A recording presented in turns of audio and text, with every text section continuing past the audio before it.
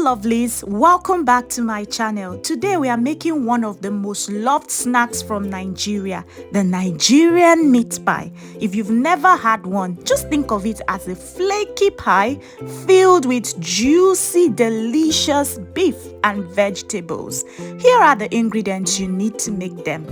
You need your chopped carrot, you need your flour, you need chopped onions, you need chopped potatoes, you need baking powder, you need vanilla flavor, optional though. You need also chili powder, optional. I like spicy food, you already know that. Seasoning cubes, that's no seasoning cubes there. You need curry, and that is a popular brand in Nigeria, Gino. Olive oil, but any oil of your choice would also suffice. Rolling pin. I also, although this is a preference of mine, I like to use a meat pie cutter, but I'll show you how to make do without it if you don't own one. And then we've got the pastry mat, which helps us roll our dough and prevents the stickiness, you see. I like to use foil paper also. So let's begin. In your flour, add 1 teaspoon of baking powder. Now that is 5 cups of flour in the bowl. Sugar is optional. I like to put 2 teaspoons of sugar, a pinch of salt, optional. If you like, you can avoid if you don't. Mix it thoroughly. Then we've got our butter. This is 250 grams of butter. Now the trick to this is make sure your butter is cold. I had mine overnight in the freezer, and in the morning just before I started baking, I just moved it from the freezer to the fridge compartment.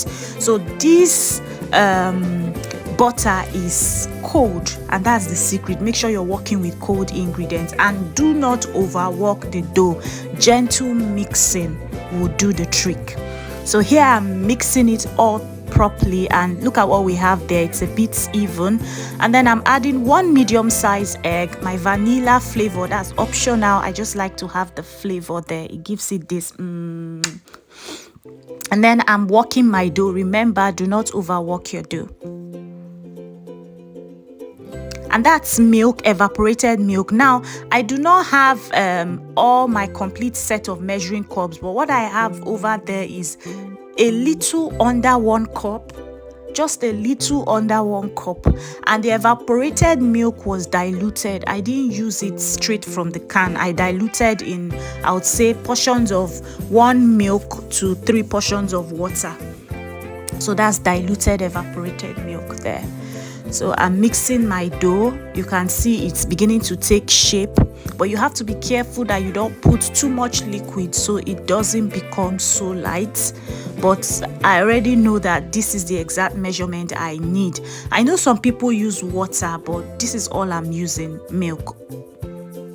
So working my dough, being careful not to overwork. So that's the finished look. It's taking its shape now. Now I cover with a foil, and that goes into the fridge to sit for at least 15 minutes.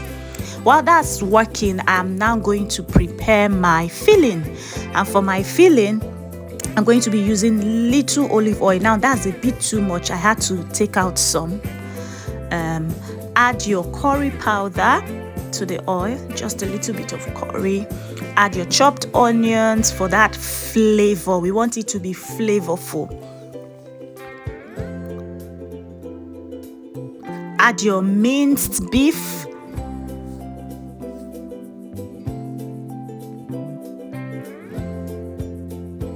Look at that, it's looking sweet already. And then I add chili powder. Oh, I like spice. I like spicy food. So that's chili powder. And ground ginger. I just like to put that in. It's meat after all, so I like to spice my meat. And then the carrots is going in now. So that's my carrot. Give it a good stir.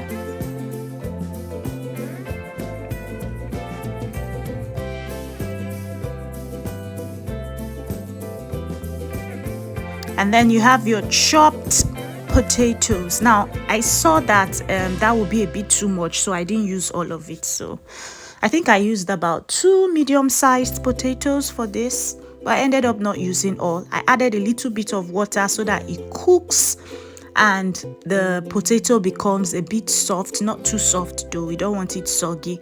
Add your seasoning cube according to your taste. I used only 1 cube here. And also add salt to taste. I'm going to cover that and let it cook for say 10 minutes. While that is cooking, I'm going to prepare my baking tray. So I like to line my tray with foil paper. Now I think the shiny part is not supposed to stay outside or to be seen, so I have the shining part inside. Don't know if I'm making any sense now. Now usually you would butter your pan with butter, or line your pan with butter, but I don't have any extra butter, so I'm using olive oil and it does the job fine. And here our vegetables is ready. I just added corn flour just as a thickening agent.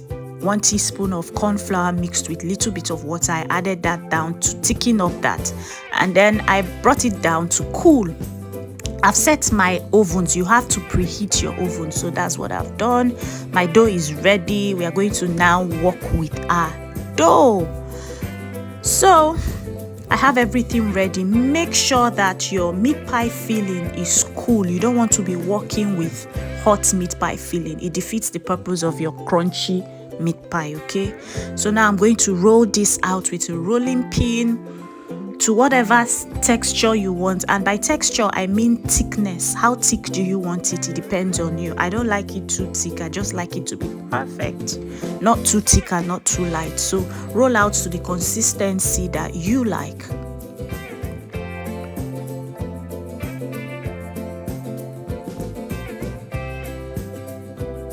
There you have it, perfect for me. And then I'm going to put that on my meat pie cutter. I'm going to put in some, you can already see what I'm putting in, the filling. Be careful not to put too much so it doesn't come out on the sides. And then remember to add a bit of egg just to make sure it sticks together and it gives it that crusty feeling, you see. I just like this meat pie cutter. It gives it a lovely shape. So there you have 1 meat pie. I'm going to go back, and perhaps you're thinking I don't have a meat pie cutter. Well, I'll do the old traditional way, how we used to do it back home. So roll out your dough to the consistency you want. There you have it. And then look for any round objects, anything in the form of a circle. Okay? So I'm using that plate to cut round, you can see. So that's a perfect circle. And then put in your filling. Remember to apply egg around the edges just to make sure it seals in properly. Now flip in half. Wow, that's looking good already. Now you know your fork. Use that to give it a wonderful, nice shape there. And there you have it, your meat pie.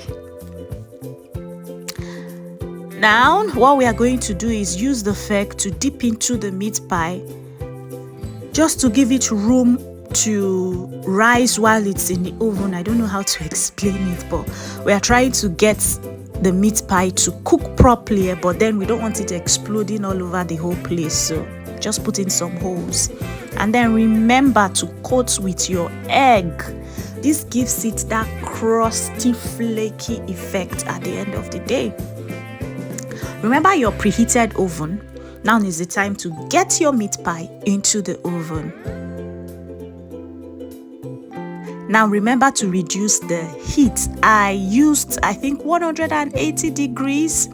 And then I'm going to leave it in for say 20 minutes, 20 to 30 minutes. It's ready now, guys.